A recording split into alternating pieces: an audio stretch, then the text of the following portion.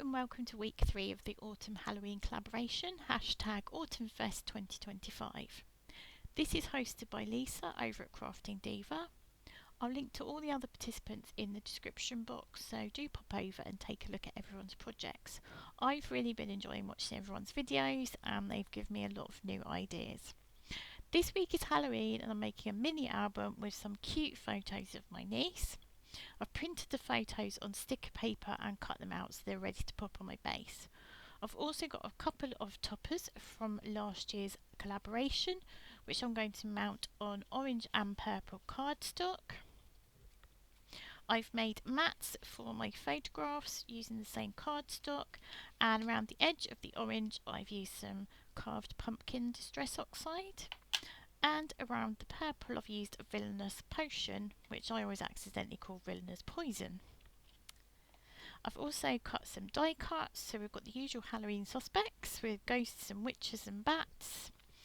I'm going to use this orange ribbon for my closure, and then as a final touch I'm going to add this cute pumpkin charm, which I'm going to attach with this thread that's been in my stash forever.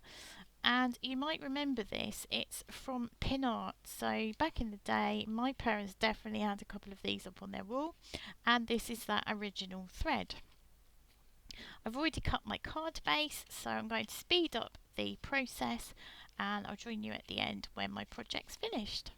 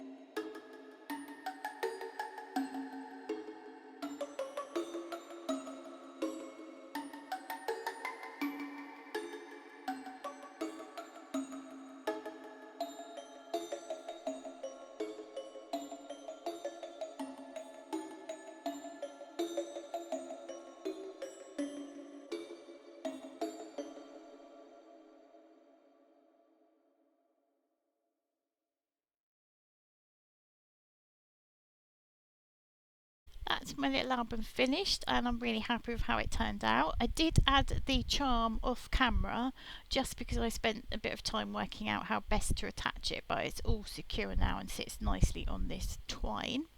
On the front I've added the topper that was part of the collaboration from last year. I think this piece of packaging was off some Halloween crackers a couple of years before.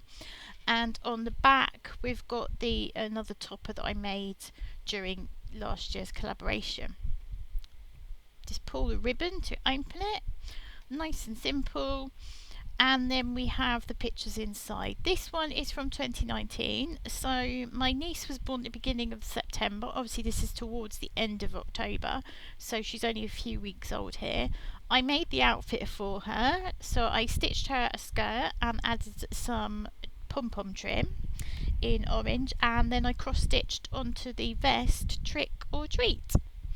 This one is from 2020. Obviously we couldn't go and see her because of COVID, but she did get to go to a pumpkin patch near her house, and as you can see she's trying to lift a pumpkin that's almost as big as her. This is from 2021. She's on the porch of her house waiting to go trick-or-treating. And the next one is from 2022, and this is at our house just after we'd been pumpkin picking, and she's picked this tiny little pumpkin. Then we've got this one where she's in the dress, Halloween dress that I bought her. That's at her house, and I thought this spooky house went nicely with the pattern on her dress. And finally we've got 2024. Again, this is at our house, and I've just added the witch's hat die cut. So that's my finished project. Thank you so much for watching. Please do remember to pop over and check out all the other lovely people taking part in the collaboration. If you have enjoyed this video, I'd love you to leave me a thumbs up and a comment. Until next time, cheerio.